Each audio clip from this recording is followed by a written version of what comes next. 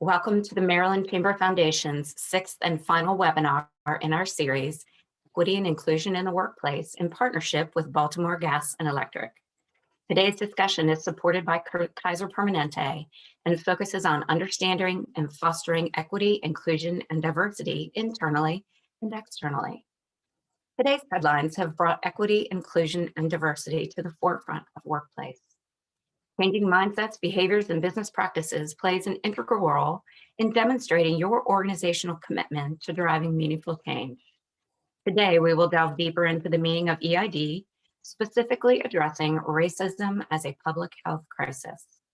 We've designed today's program and all past webinars in this series to further these important conversations and engender action. We encourage you to write your questions in the Q&A section at any time during the program, and our panel will answer them, time permitting. For today, a recording of this program will live on our website as an evergreen resource. Thank you to BG&E for sponsoring this entire series. We have been able to foster these meaningful discussions on equity, inclusion, and diversity thanks to you. And thank you to Kaiser Permanente for supporting today's discussion and gathering this powerful group of experts.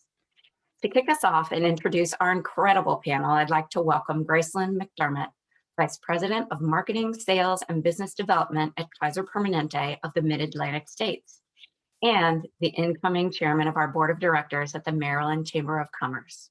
Gracelyn? Thank you, Christine. Good afternoon, everyone, and thank you for joining us for this critical discussion around fostering equity, inclusion, and diversity in your organizations and your communities.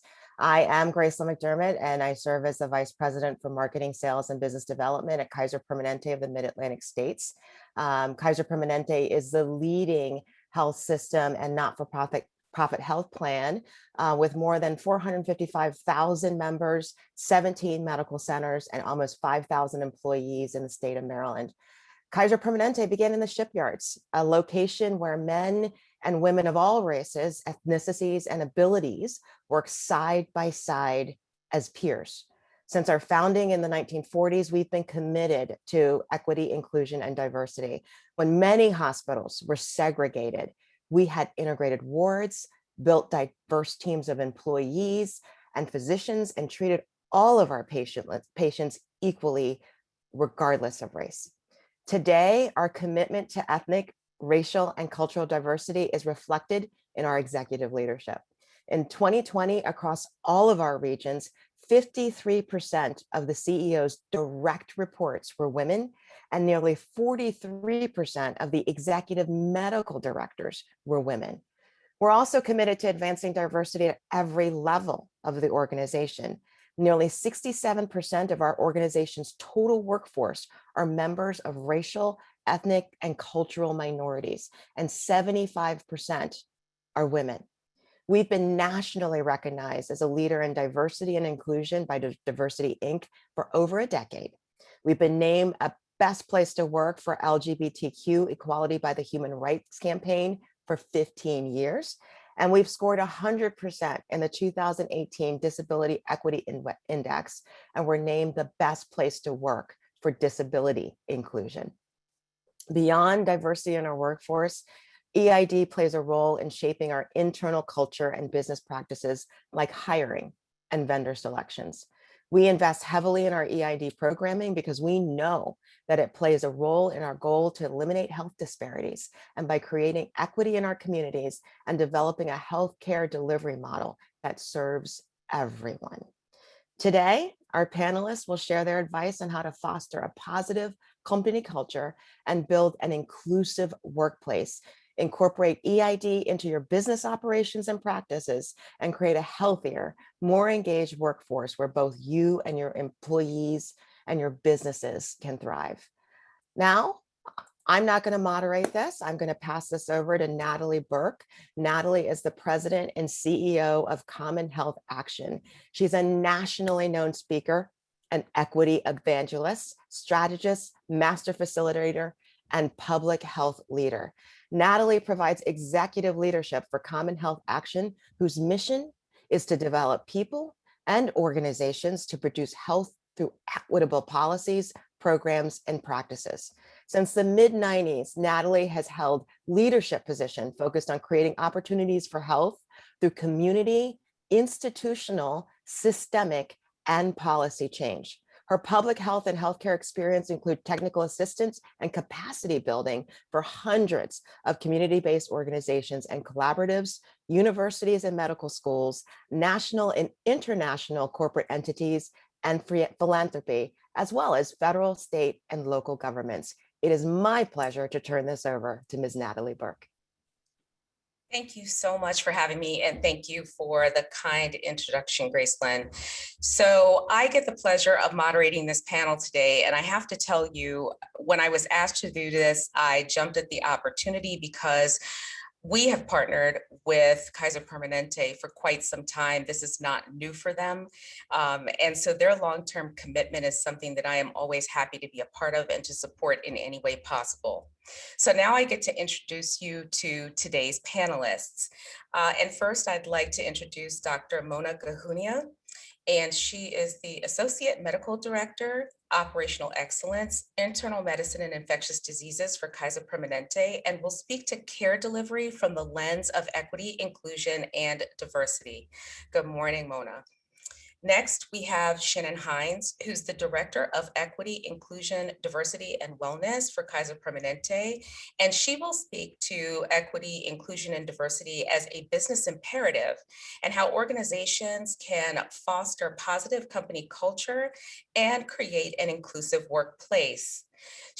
Shannon can offer insights about how Kaiser is doing internally and how really working to make EID a business imperative. Next, I'd like to introduce Tonga Turner, who is the Interim Executive Director for Community Health for Kaiser Permanente, and will speak from the lens of stakeholder engagement, supplier diversity, and corporate social responsibility. And last but certainly not least, we have Christopher Bradshaw, who is the founder and executive director of Dreaming Out Loud, Inc., and he will speak to the intersection of EID and food sovereignty, and will offer insights about being a part of Kaiser Permanente's supplier diversity program. So good morning, everybody. Happy to have you here and happy to have this conversation. So first off, Shannon, you get to thank me for this later. I'm going to pose my first question to Shannon to get us warmed up and so that she can really provide some foundational perspectives. So equity, inclusion, and diversity can be buzzwords. And I've certainly heard that equity, inclusion, and diversity in a workplace can deliver business value. But implementing EID is challenging. Can you talk about how Kaiser Permanente is making EID a business imperative across the organization and how that helps to foster a positive company culture and an inclusive workplace, particularly in today's environment? Great, thank you, Natalie, for the great question, and I'm happy to go first. And welcome to everyone who's participating in this very important conversation at a very important time in our country. In terms of making EID a business imperative, I have no doubt that everyone on this call has seen all sorts of documented literature and studies around how EID can actually deliver things like improved job performance, employees' willingness to recommend your organization to others, employee retention, productivity, and innovation. So just all sorts of things kind of come up when you do a search. But also what has come to the forefront, and you'll see also when you do a search on this topic, and what I truly believe in and internalize is when you really step back and you look at, what's really the right thing to do for your workforce, the right thing to do for the people who are supporting the important work of your organization, and really look at it from a humanistic and heart-centered view. You think about what it feels like to work at a place where your employer genuinely cares about you as an individual and that you're valued for everything that you bring. And that's everything. That's all of me, all of Shannon, the African-American woman, the parent, the introvert, and I'm valued for all of the diverse components that make me myself. And that I'm able to fully leverage my talents and gifts and be able to really contribute to the organization in a meaningful way. So that's really the imperative to create that kind of culture in your organization. So in terms of how you cultivate this kind of, energy and in a climate of inclusion, it starts with embedding in your strategy with something intentional. So it's not just the fancy statements, and there have been all sorts of really great things that have come out online that you've seen. They're really powerful. They use really powerful words, but it's more than just a statement. It's about goals, actions, and metrics. So it's really rolling up your sleeves and being committed to do something different. Leaders, and those of you on the call who are leaders, whether that's formal leaders or informal leaders, because ultimately we're all leaders in some way in our space, whether that's at work or in our communities, we have to embrace and role model the culture that we want to see in others. So that's through behaviors and mindsets, in addition to policies and procedures. And we have to really think about how our organizational norms might silence certain voices. We have to sit with things like privilege and oppression and really be open to exploring how they may operate within the culture, whether that's the culture of our workplace or the culture of our community. In Kaiser Permanente, we have publicly committed to consistently addressing workforce equity, health equity in our patients, and driving to healthier communities. And one way that we're doing this is we're embarking on a journey to really take our EID, quote unquote, training to the next level and creating a transformative journey to embed equity, inclusion, and justice into everything that we do, and inviting all of our staff and physicians across the enterprise to imagine the possibilities.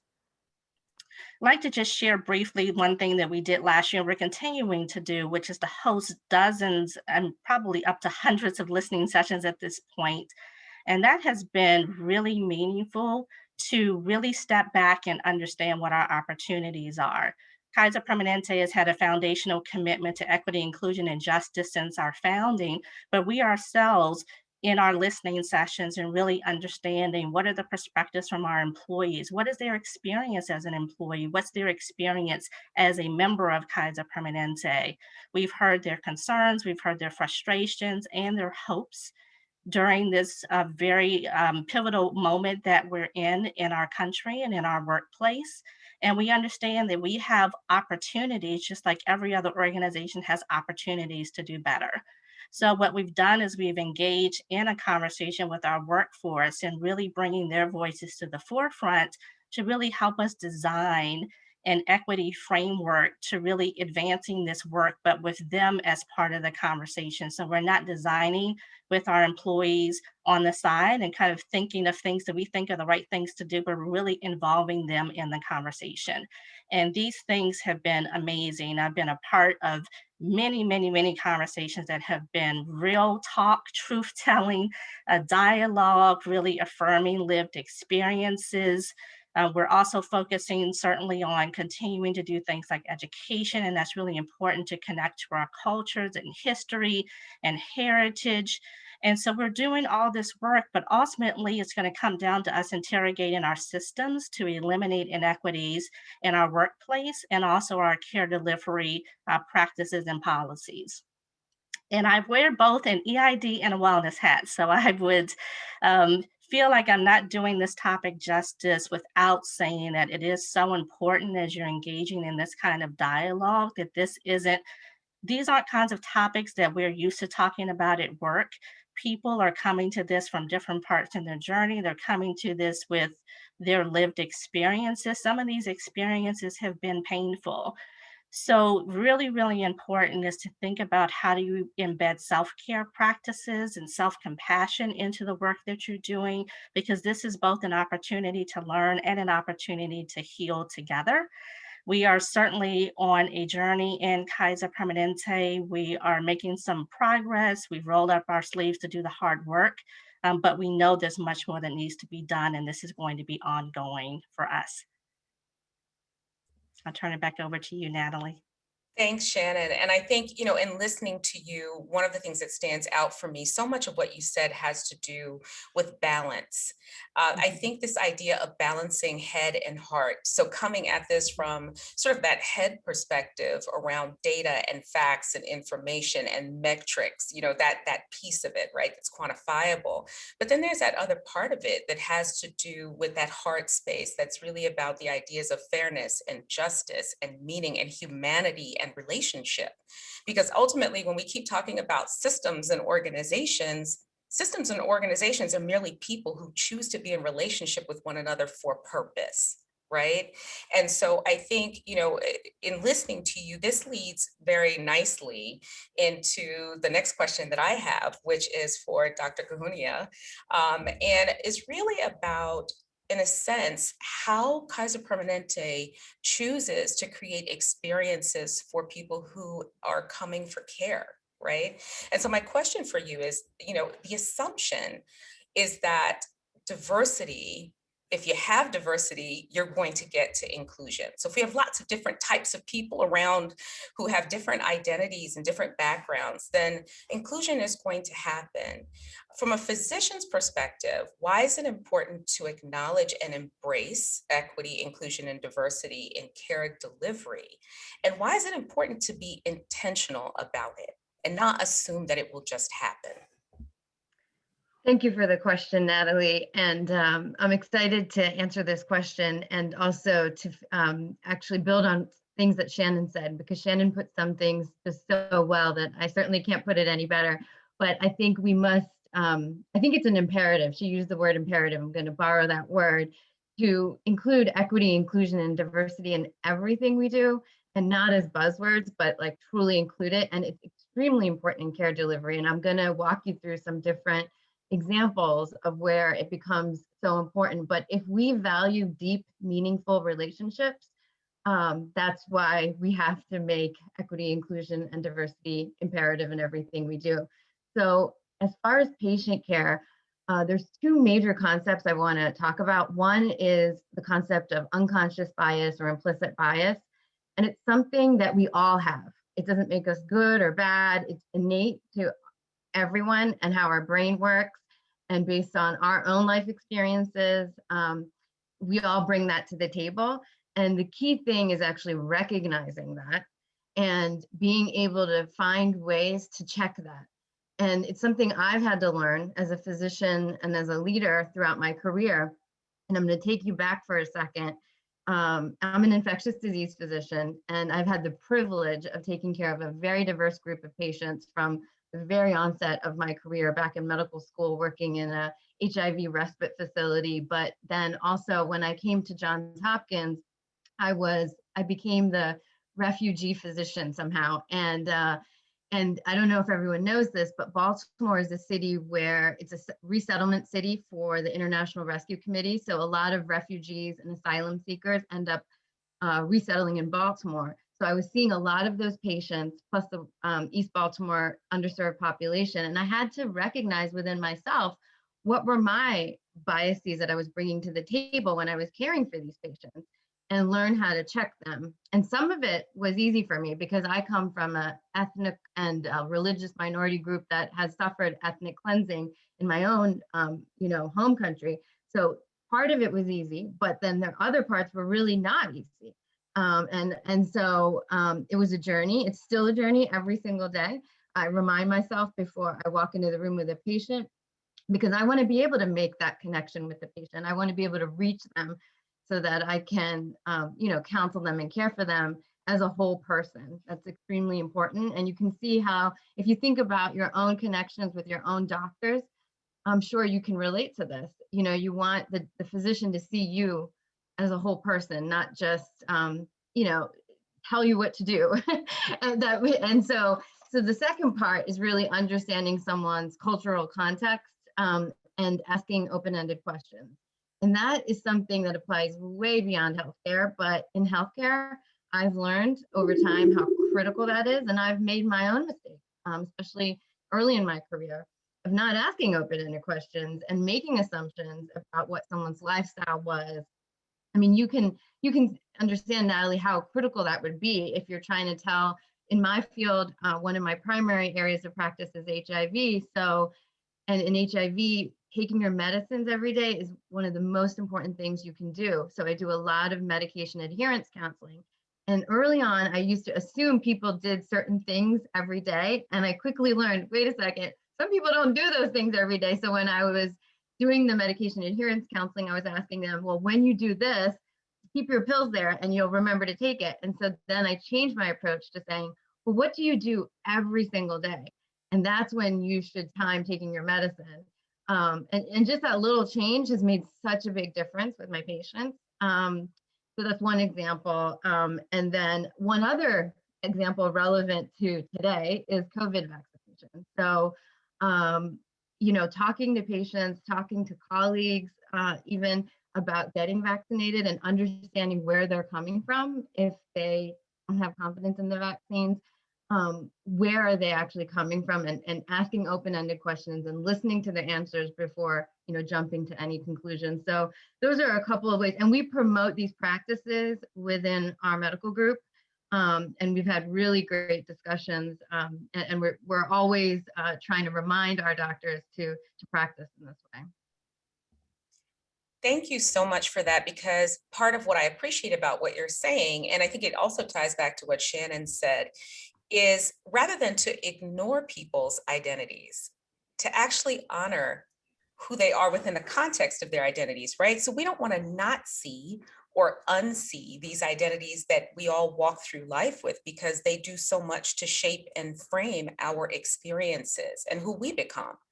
And so honoring that in the process of providing care, I think makes a lot of sense and creates, again, that space and that place for human connection and relationship that would be so important, especially with regard to health outcomes and health inequities.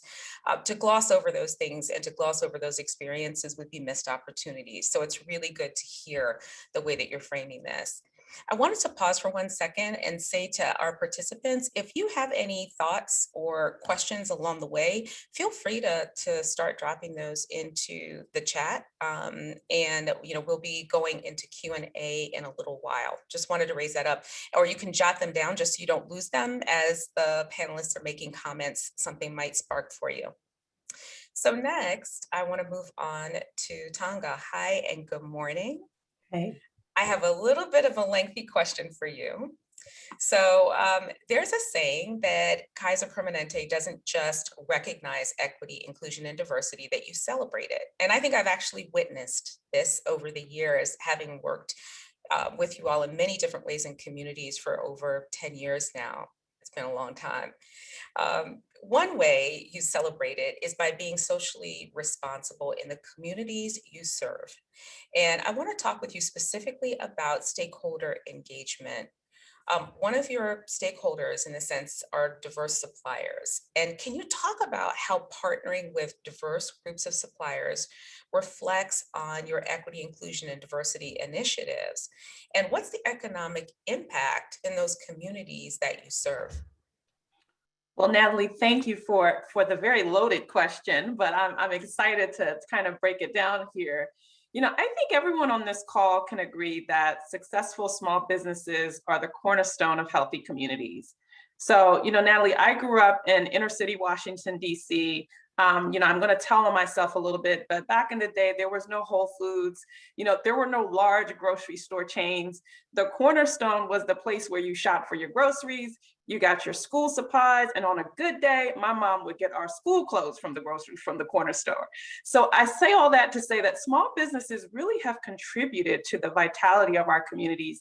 You know, they've created jobs, they've provided essential services, and we know that our small businesses are healthier when our communities are healthier, and the residents are healthier just because of that.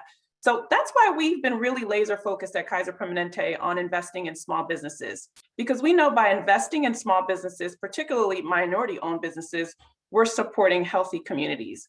So we're making sure that there's a pipeline of minority owned businesses by providing small businesses with access to capital, one-on-one coaching and capacity building education through a program that we call Inner City Capital Connections. It's also known as ICCC. This program really is phenomenal. There's so many things I could say about it, but it's a tuition-free executive leadership training program, and it really focuses on mentorship for small business owners in communities that experience economic injustice. We know that over 53% of small businesses that are owned by minority owners have a likelihood of closing within their first 5 years of business. And so we have an obligation to really support those organizations. So the program has had incredible successes here in the Mid-Atlantic region. In the last few years, we've really targeted our efforts in Baltimore, inner city Baltimore. We've had about 153 alumni. To date, they've had a 36% growth in revenue, those individuals that have gone through the program, and have raised over $2.58 million in capital. So that's just to show you that when you invest in small businesses, when you really take the time to provide them with the resources and support that they need, there's no reason why minority and small businesses can't thrive. So I always think that it's better to kind of show you rather than tell you. I want to give you a great example. Parity Homes, which is a phenomenal small business organization, and their founder and CEO is Bree Jones. So Bree has an amazing story. She had a career as a financial analyst on Wall Street, y'all. I mean, I don't know who wants to leave Wall Street, but Bree did. About 8 years ago, she saw that her hometown, New Rochelle, a small city just north of New York City, was rapidly becoming gentrified. And we can all relate to that. We see that happening right here in our region. So longtime residents were being priced out of their homes. So she decided to do something. She left her job on Wall Street, and she created an affordable housing organization, Parity Homes, where she is buying and restoring old homes in her community and selling them at below market rate to make sure that residents in her community can retain their homes, can stay in their communities, and be a part of the home that they've known for so long. So when you think about small businesses like that, it's not just about looking at a business for the economic value, but there's an intrinsic community value that comes along with that. And that's why we are so committed to investing in communities again, because it's not just about the economic value. There really is a community intrinsic value that we know that when communities are healthier, they are healthier because we're investing in their small businesses. So thank God for the corner stores, because if it wasn't for them, I would not be here today. So invest in your small businesses. Thank you. And so much of what you're saying sounds familiar. And one of the things I am curious about, Tonga, is do you, in working with those business owners and in those communities, do you feel like those small business owners have a sense that they play a role in the community's health?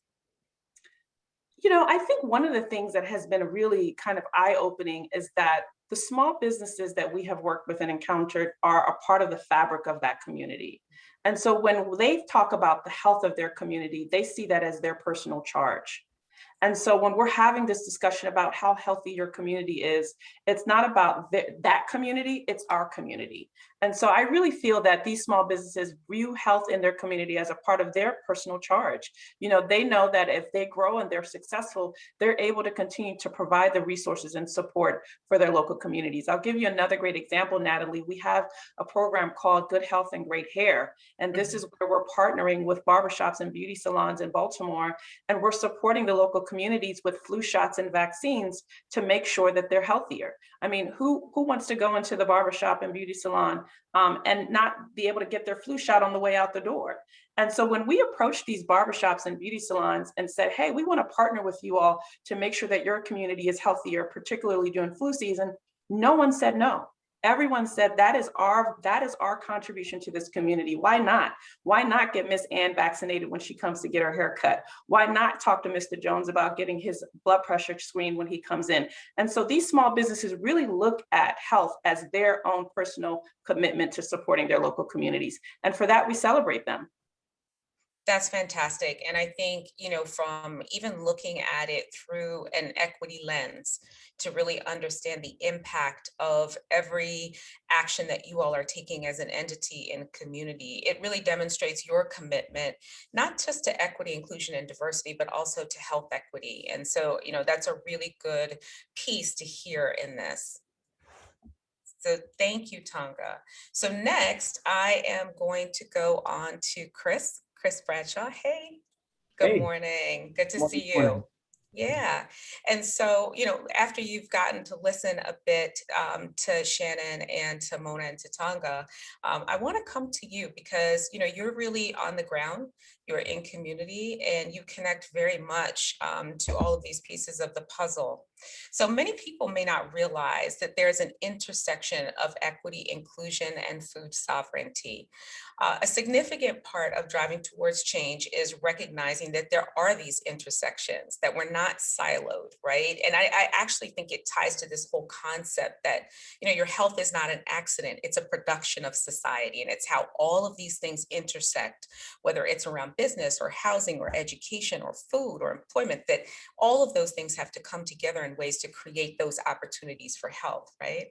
So can you talk about what your organization is doing to advance equity when it comes to food sovereignty, and what your advice is to businesses who want to change mindsets to create systemic change? We talk about systemic change as this big thing, as though it's out there and it's abstract. Can you make that more tangible for folks so that they can see the role that they play in that? Yeah, absolutely. So just a little bit more about Dreaming Out Loud. We are a nonprofit cooperative social enterprise located in DC, and our mission is to create economic opportunity within marginalized communities by building a healthy, equitable food system. So what that translates to on the ground is that we are a farm and a food hub. We grow healthy food, but we also work to coordinate, aggregate, and distribute healthy food and other regional agricultural products through our wholesale operations to other nonprofits, institutions, schools, as well as through our Black Farm Community Supported Agriculture Program, which serves about 1,200 folks per week during the season from March through November. And so we're deeply connected to the food system in a number of different ways. And we utilize the food system as a lens and a vehicle to examine racial justice and to talk about these deeper systemic issues and how they relate to our work and how we see them playing out within the food system. So much of our work is, yes, designed to provide healthy food access, but we are also on a journey towards what some call food sovereignty. And so along that journey, we have to unpack what has kept our folks from being able to have access to healthy food, as well as access to the economic opportunities to build out businesses and to afford what they need. And those challenges have been shaped by public policy. We talk about the racial wealth gap, we talk about reparations, and all of these aspects of justice in our work. Food sovereignty is a term that has to do with the community control of the resources, of the means of production around their food, around who benefits from the profits around the food system, and who has the opportunity to benefit as consumers and owners. And ownership models beyond a single owner or ownership group, that expands to cooperatives and non-capitalist means of ownership. We live in an environment where the survivors of public policy that has shaped a situation where we suffer from not lack of food access, but really food apartheid. And that has to do with the intentional construction of the circumstances which our communities find themselves. Our 2-acre farm and food hub at Kelly Miller Middle School here in Ward 7 is located behind Lincoln Heights, one of the largest public housing communities in the district, as well as Kelly Miller Middle School, where there are 400 students during normal times in that classroom. 99% of them are on free and reduced lunch. And those are all impacts of the racial wealth gap that was created by discriminatory housing, unfair transit policies that cut folks off from economic opportunities or laid down major infrastructure right through the heart of Black communities and Black business districts. That is a result of unfair practices as it relates to the US Department of Agriculture that did not give the types of loans and supports to Black farmers that they did to white farmers over time and over generations, and the capital access across the spectrum to be able to build businesses and to sustain communities. We talk about these legal structures, but we also talk about the extrajudicial measures in ways which folks were forced off of land. Many lynchings were crimes of economics, where a Black farmer became successful, or a group of farmers, and an excuse was made, whether it was around the protection of white womanhood or or the theft of property to dispossess Black folks. So these are the circumstances that we find ourselves in as an organization and doing work in these communities. And all of those things are, those judicial measures were undergirded by the extrajudicial as it relates to state-sponsored violence and the police that we still see manifest itself today. And so as we're talking about these things, we have to have a proper historical frame in order to discuss the proper remedies. We're talking about structural change. As I was thinking about this panel today, I actually came across, actually this morning, an old Facebook post of mine that was of a tweet that said, unless racism is addressed and eradicated in the places you are looking to make diverse, you're simply bringing people of color into violence and unsafe space. And as I thought about that today, it's not just people of color, it's folks who are marginalized. So it might be LGBTQ plus folks, differently abled folks. When we're bringing folks into spaces that haven't been prepared, we're simply pouring a clean glass into dirt or clean water into a dirty glass. We have to prepare the space for people to be there. And that it requires examining organizational or business policies, but also the structural environment within which the businesses exist. You know, it's not going to work if we are, as businesses or as a society, you know, having conversations about EDI or DEI or whatever terminology you want to use, but then, you know, clearing space to have these conversations and then aligning politically against the structural changes. What if the structural changes have your taxes go up? What is your decision then, right? We've had that here in the district. The overnight childcare and some of the childcare proposals that have passed, you know, were leading to increased business taxes, and the business community in the district didn't like that. There were a lot of different complications there. And so when we're talking about examining our values and preparing the space in a structural way, laws change, it impacts your bottom line, but what is it worth? The value of having a space where you know, working class families aren't missing wages is a racial justice issue. And that might impact your bottom line. So really it's a conversation about what our values really are as a society. Dreaming Out Loud, we are farming on a 2-acre DC government owned land by the Department of Parks and Recreation. When we're talking about food sovereignty, we want to be able to own that land. We watch district land be given out to developers, tax increment financing being distributed at sums in the tens and tens of millions of dollars. Well, what does it mean for a group of poor Black folks to own this 2 acres of land in the middle of the district versus just being allowed to farm on it? That's structural change. Those are differences.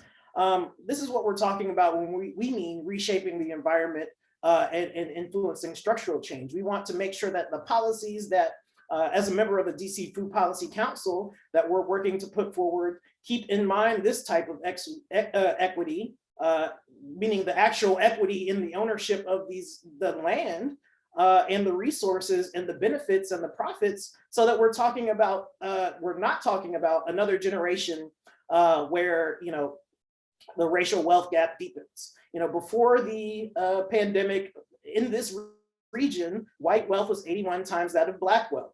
And if you even had a smidgen of wealth as a Black person in this region, many folks had to dip into their retirement and other types of savings and that wealth just to survive during the pandemic when the economy shifted. Many of our folks were concentrated in service work. So you have service workers who, you know, in our community where there's resting double-digit unemployment, you find, you know, 50% of adults out of work. So these deep structural challenges have not been addressed. They've been exacerbated by the pandemic, and food is just our lens and our vehicle to voice that the needed changes and to have these critical discussions and move the needle as it relates to racial justice in food. Okay, Chris. So now we need like another 4 hours to unpack all the greatness that you just put out there. So thank you for that, because I think there are a number of things that certainly stood out to me, and your comments connect to, I think, so much of what Shannon mentioned, what Mona mentioned, and what Tonga mentioned. Because in a lot of ways, what you're talking about and what you're saying is we have to understand the historical context, which are really the roots, to understand what we're seeing today, which are the fruits, right? And I think in that, you've opened up the door even on a part of the conversation, in essence, that says, you know, we can decide as a society or as organizations to be culturally competent, to be diverse, and to be inclusive. But that doesn't mean that we're going to be equitable, right? Because there's no guarantee there, because until we start to deal with the issues around power and how that then plays out in what we see as policy. And policy creates those contexts and the construct within which we live our lives and make our decisions, where we have opportunities every single day for health, well-being, and quality of life, or illness, disease, and early death. And we know all of that tracks back, not just through food, but also through the economic aspects and land ownership and a number of the other things that you raised. And so in all of that, I definitely hear there is an undercurrent of this idea of fairness, right, and justice. And I think that those are really important components that we need to make sure that we lift up in the course of the conversation around equity, inclusion, and diversity. And also, and I think all four of you really spoke to this in different ways, this has to do with how we choose to value people. That's a choice every single day. So whether you're talking about in a workplace or in a community or in society at large, how do we actually choose to value people, and how do we demonstrate that, right? So Shannon, early on, you talked about, you know, the concepts of privilege and oppression, which normally gets people's shoulders up by their ears. And I'm like, drop your shoulders, it's okay, right? I'm not judging you. This is not a character assessment. Privilege and oppression reflect the value that society places on people based on their identities. And then we've then organized ourselves accordingly. The work that you're doing, Chris, and how that tracks back to what you've talked about, Tonga, and how that ties back into, Mona, what you're talking about in care, and how that ties back, Shannon, into what you're talking about in workforce. All of that is about how we choose to really value people, right? So I really appreciate listening to you, the thread that you've created in this conversation. So now I want to open it up for a more general question. And this is really for all four of you.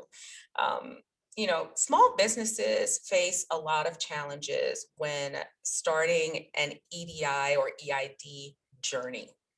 Some people might want to call this program. Program is not actually it. It's a journey, and it's about building a culture, and it's about decisions that you will make on an ongoing basis about who, the collective who as your organization or your business you choose to be in the world.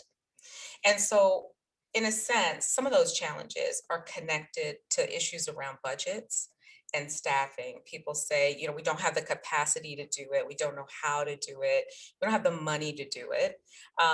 What are some practical steps, tangible, actionable in a short period of time, that you would recommend to businesses that they can take to further this cause and encourage this work, ongoing journey around equity, inclusion, and diversity?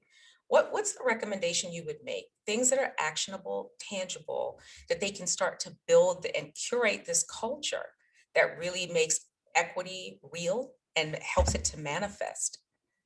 So unmute yourself and go. Mona? Yes. Sure, I can go first, and I'm volunteering to go first because back in December 2019, I inherited equity, inclusion, and diversity for the medical group to be the medical group leader. And so it's relatively new to me to lead in this space, and it happened at a time. So that was December 2019, and the pandemic sort of took force in March 2020. So the two things really collided for me, and there were two spaces which I had to lead in. So I've learned a lot in the last year, and I'm learning every day. And I love the fact that you said journey. And I think the first thing I would say is be bold, be brave, and don't be overwhelmed or intimidated by EID, because you can feel that way, especially if you're not from a culturally or racially diverse background, Mhm. it can feel that way. And even for me, when everything the racial reckonings happened last year after George Floyd's murder, I knew that we had to speak out. And the medical, we needed to bring our physicians together. We needed to have dialogue, but it wasn't easy. And I think, we had to get uncomfortable and we had to listen to people. And so I had to find my own authentic voice to be able to bring to the table, but also lift up others' voices that I didn't have all the experience. So recognizing, so one practical step is actually just listening to your employees, asking them what EID means to them and starting the conversation. And that will lead you down the path to what you need to do next, and just being open to that, and maybe even identifying one or two champions within your organization who can help lead the effort. Oh, thank you so much for that. I think the idea that we're all learning, and in a lot of ways, I think that's about extending grace to ourselves and to others, because mistakes will be made, right? But the biggest mistake we could make, I think, is to do nothing. So thank you for that. Tonga, I see that you are also unmuted. Yeah, Go thank you, ahead. Natalie. And I just want to build off of what Dr. Gahunia just said. I think ditto to everything that she just said, and really, I just want to emphasize one of the points that she made is, going through your own self-assessment and journey. I think a lot of times organizations get really caught up in the action of EID, but not really the assessment of EID. So taking the time to walk through what power and privilege looks like in your own within your own organization, and having an assessment around that and having real conversation around that. I am a part of a small nonprofit board in Northern Virginia, Child and Family Networks. And when we had this racial unrest in the last year and a half, the first thing that the board wanted to do was we wanted to go right into action, right? We wanted to revamp our HR practices. We wanted to look at our hiring and promotion practices. And then we had to say, let's stop for a second, right? Let's really see where we are on our own personal journey as an organization first. And there were some tough conversations that had to happen. And what we realized was we were not ready to go into action yet. And so it's because of people like Shannon, who are experts in, HR, EID, where we had to really kind of sit back and take assessment. So it's not a race. And so every organization needs to take the time to do their own assessment and get to a place where they are comfortable moving forward. So that's the first thing. The other thing I think that Dr. Gahunia just touched on is identify a champion. And sometimes the knee-jerk reaction is the champion has to be a person of color. No, it doesn't. A champion is simply someone who is committed to the journey, committed to change, committed to ingraining EID into the organization. And that doesn't have to be a person of color. And so identifying a champion within your organization, I think, is the second thing. And then lastly is establishing a community of practice. I can't tell you how much I've learned from my colleagues just on this call, and learn from my colleagues all the time. But it's because they're a part of my tribe, right? So as small businesses and as businesses, who are the tribe of like-minded businesses who are committed to EID, who are committed to equity and diversity, that you can begin to work with to develop a community of practice? So much can be shared in terms of best practices, resources, opportunities for engagement amongst peers. And so I would encourage organizations to build a community of practices of like-minded organizations who are committed to equity just as you are. I think that community of practice piece is critical, particularly when you hear small businesses say, it's expensive, we can't afford to get, a person or a consultant or devote this time, et cetera, et cetera. I think that type of partnering, Tonga, around the journey makes a lot of sense and makes it more accessible to entities for whom this may be new, or maybe they're looking to supercharge what they're doing. So thank you for that. Shannon. Yes, I couldn't have said it any better than Mona and Tonga. Certainly, I think what they've both expressed is you don't have to do this alone, and feel like as a leader that you have to go about this journey on your own and have all the answers. In fact, none of us have all the answers about anything. So really that culture of learning is really, really important. And for everyone in your organization, regardless of their race, ethnicity, age, gender, identity, that they feel like they're included. Because to Natalie's point earlier, when you hear terms like oppression and privilege, there's defensiveness that comes with that, because folks may feel like they're being blamed for things that are currently happening in the world or in their work environment. And it is important to explore, how we've all played a role, including people of color, and continuing to kind of go along with some of the practices, oftentimes not knowingly going along with it. But it's important for us to all kind of recognize what we can do differently. And it's not just for one group. We all have to be engaged in conversation and in the process in order to see real change. And what I found really valuable, something really simple that you can do, I've been doing this with my team, is a book club. So we have talked as a team about the kind of diversity of our group, and we're choosing books that represent our various cultures to explore more. So right now we're reading a book about the Filipino culture. And then we're going to read another book about the Latino Hispanic culture.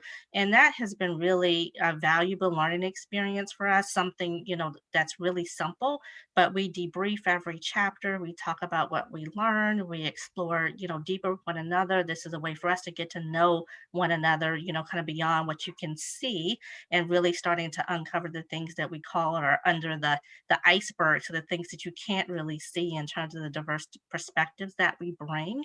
So reading a book together as a team, there are all sorts of challenges that you can find, all sorts of EID challenges that, give you some things that you can read, listen to, and watch and really reflect on. I think those are a great way to get started. And these things necessarily don't, they don't cost much of anything, but I think that the value is just, amazing. So starting with something like that, but just simply as Mona and Tonga have said, just taking the time to listen, and that's listening compassionately, and it's listening with the intent to understand the experience and to understand the opportunities, not to fix, not to be defensive, not to come, back with, well, the reason why we're doing this, but it's really to sit with it and understand what those experiences have been, and then partner with your workforce to go along this journey together and have them be a part of the solution. That's great. Thank you, Shannon. And from that, I'm going to say, Chris, do you have anything that you want to add, recommendations that you would make? Yeah, I think that, power analysis has to be a big part of what any organization or company is doing. It's the distribution of power that makes for the ways in which folks do or do not speak up. It makes for the ways in which those who are in leadership perceive their privilege or protect their privilege, because it's about maintaining that power. I think, our blind spots and finding out how to know what you don't know are the critical aspects of taking the next steps. For me, I'm a cisgendered heterosexual male that's a leader of an organization that is, majority female or identifying. We are majority able-bodied. There's a lot of, dynamics that we have to examine as an organization that is, for some people might just check all the DEI boxes, right? There's class differences, education level differences within our organization. So those are all things that we have to examine, that any organization that wants to live up to what they profess has to take a deep dive into. And for, that's across the board. And so that's our internal examination, right? Part of it.